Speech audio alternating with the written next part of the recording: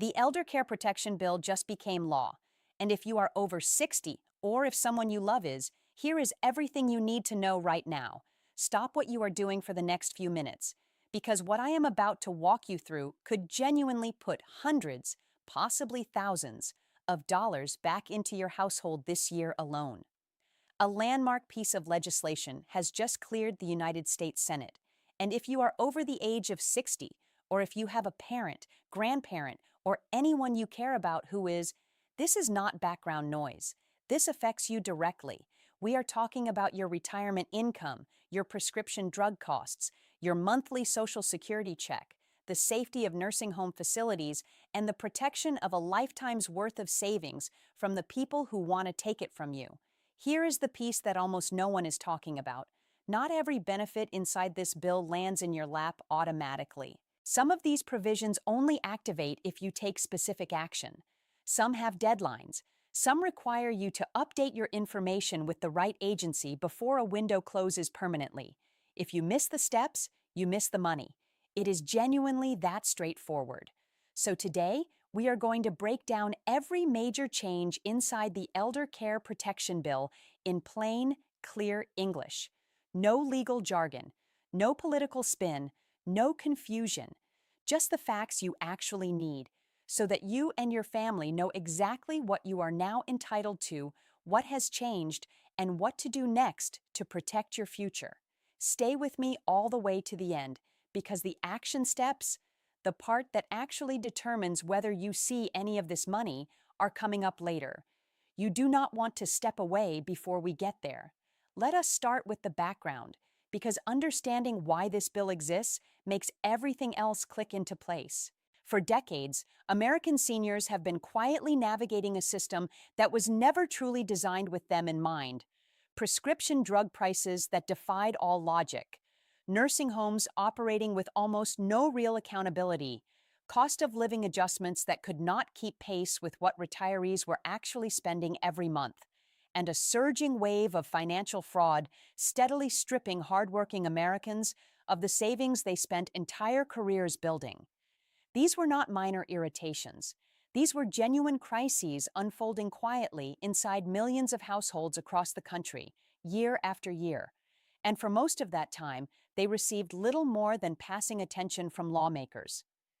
The Elder Care Protection Bill is one of the most sweeping pieces of senior-focused legislation passed in a generation. It reaches into nearly every corner of life that matters after age 60.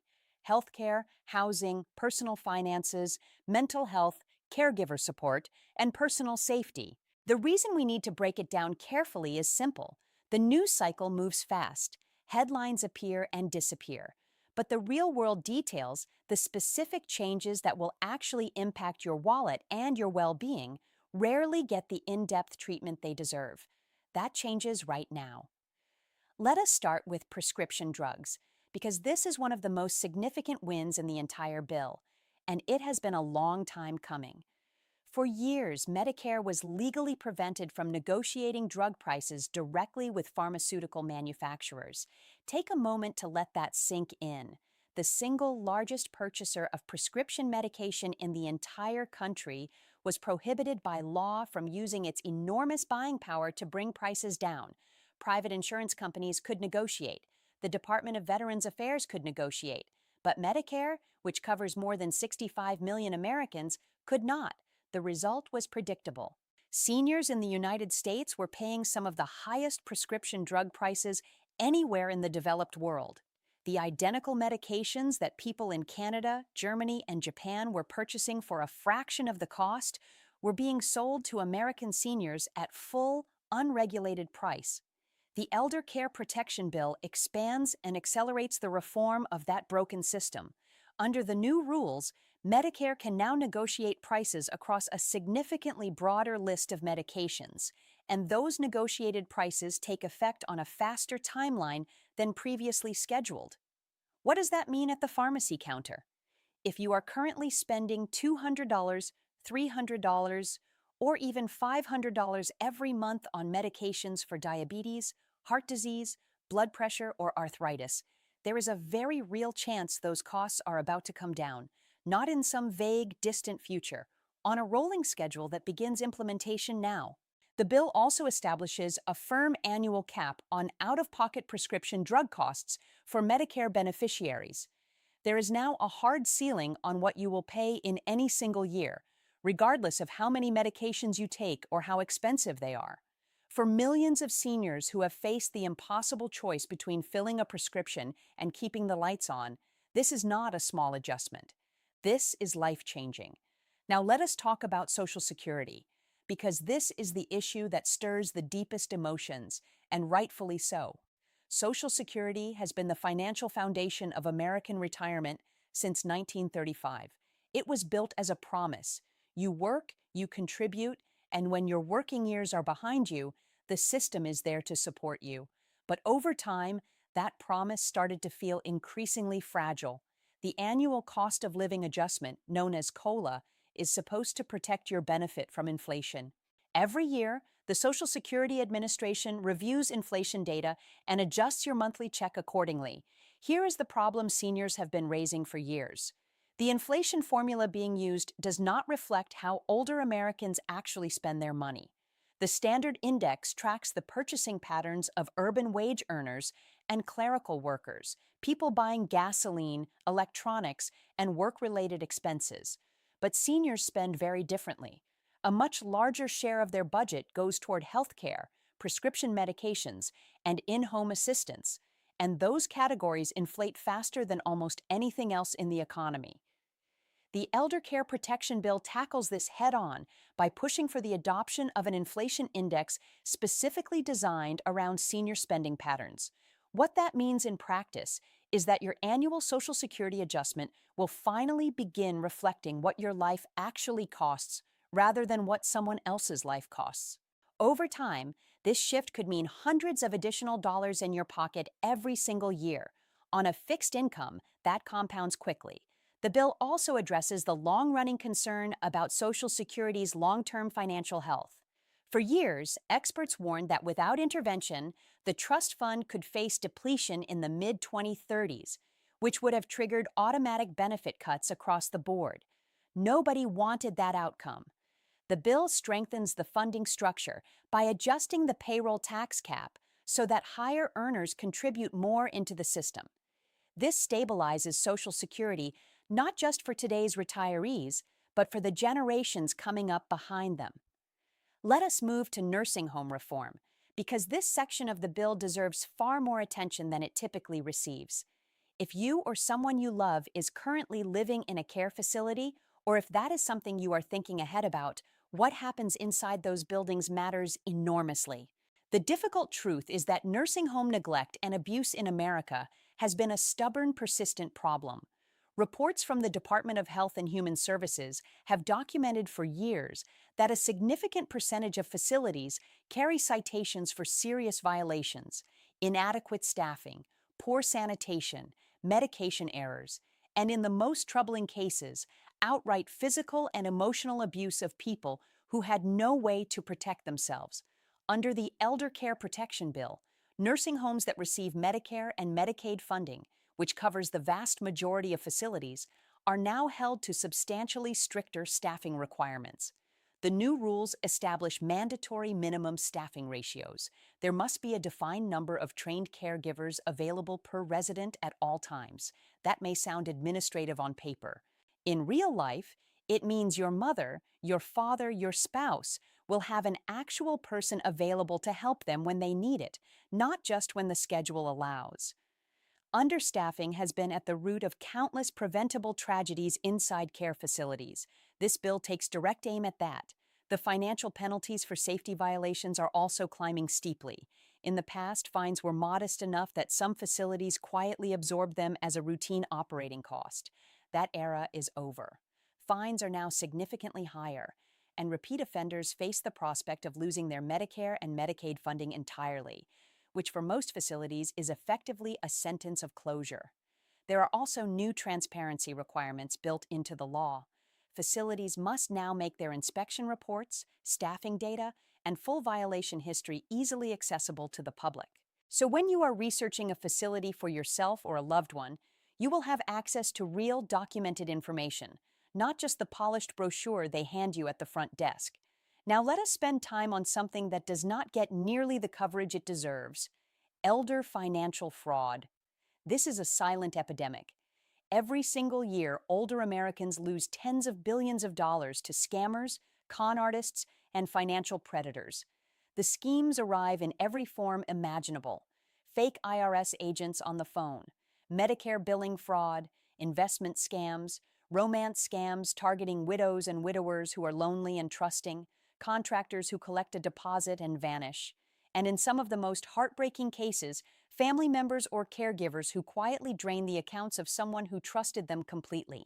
The FBI has consistently ranked elder financial exploitation among the fastest-growing crimes in the country, and victims frequently feel too ashamed or too confused to report what happened to them. The Elder Care Protection Bill creates a dedicated, sustained funding stream to fight back against this. More federal investigators trained specifically to identify and pursue these cases.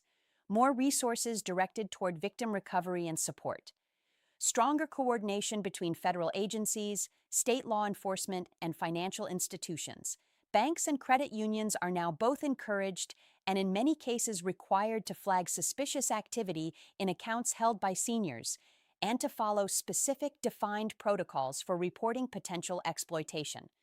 This matters enormously because financial institutions are often the very first to spot the warning signs: a sudden, large withdrawal, multiple wire transfers to an account that was never used before, a new name appearing on a long-standing account.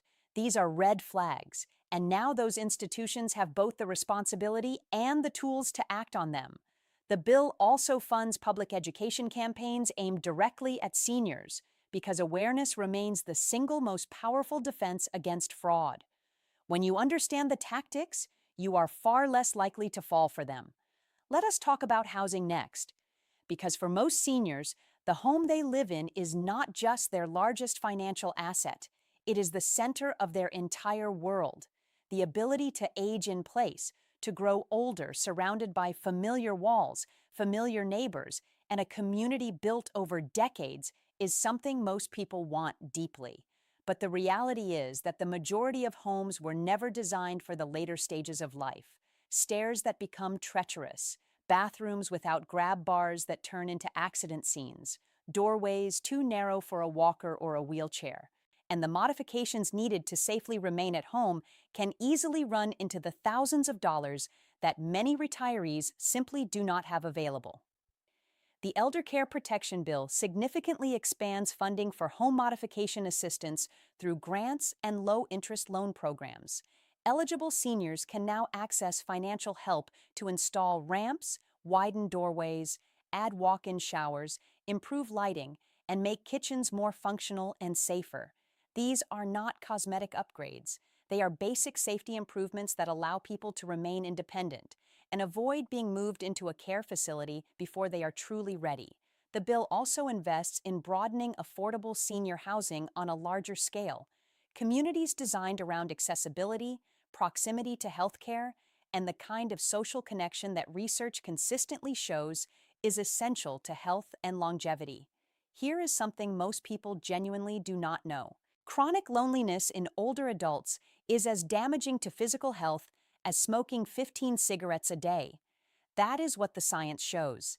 Investments in housing that keep seniors connected to their communities protect far more than just their comfort.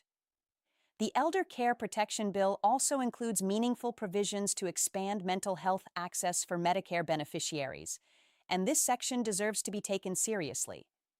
Right now, accessing mental health care through Medicare is complicated, expensive, and often limited by the fact that many therapists simply do not accept Medicare patients because reimbursement rates are too low. Add to that the very real stigma around mental health that remains particularly strong among older generations who grew up in an era when these conversations simply did not happen. The bill works to dismantle these barriers by improving reimbursement rates for mental health providers who serve Medicare patients and by expanding telehealth options so that seniors in rural areas or those with limited mobility can receive professional counseling from their own homes. Grief, loss, chronic pain, the quiet fear of becoming dependent on others. These are real and heavy emotional burdens that millions of older Americans carry every single day. Reaching out for help is not weakness. It is one of the wisest decisions a person can make, and this bill helps chip away at the outdated belief that suggests otherwise.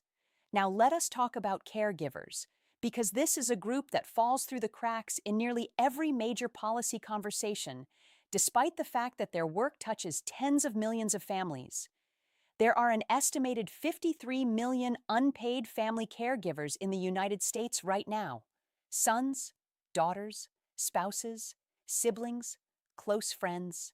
People who have stepped up to shoulder enormous responsibility for an aging loved one, often while simultaneously holding down a full-time job and managing their own family and health. The toll is significant. Caregiver burnout is not theoretical. It is widespread. Depression among caregivers is strikingly common, and historically, these individuals have received almost no financial support, no structured training, and virtually no formal recognition for what they do. The Elder Care Protection Bill begins to change that. New tax credits are now available for family caregivers, allowing them to recover a portion of the out-of-pocket costs they absorb on behalf of their loved ones. There is dedicated funding for caregiver training programs, so family members managing complex medical situations at home can do so with confidence and safety. And there are expanded respite care options, giving caregivers the ability to take temporary breaks without feeling like they are abandoning their responsibilities. A rested, supported caregiver is a more effective caregiver, and that directly translates into a better quality of life for the senior they are caring for. This is a win in every direction. Let us address the part of this bill that has generated some of the biggest headlines: the push to expand Medicare coverage to include dental, vision, and hearing services. Right now, Original Medicare does not cover routine dental care, routine eye exams, or hearing aids, and this is not a minor gap. These are not luxury services. Untreated gum disease has been linked to increased risk of heart disease, diabetes complications, and cognitive decline. Uncorrected vision problems raise the risk of dangerous falls and serious accidents. And untreated hearing loss is one of the strongest modifiable risk factors for dementia identified in current research. The Elder Care Protection Bill makes real meaningful progress here. While full Medicare expansion for these services remains an ongoing political and legislative battle, this bill includes new subsidies to help beneficiaries afford hearing aids, devices that currently carry price tags of several $1,000s. It funds pilot programs to expand dental care access through federally qualified health centers, and it broadens vision care availability through community health programs.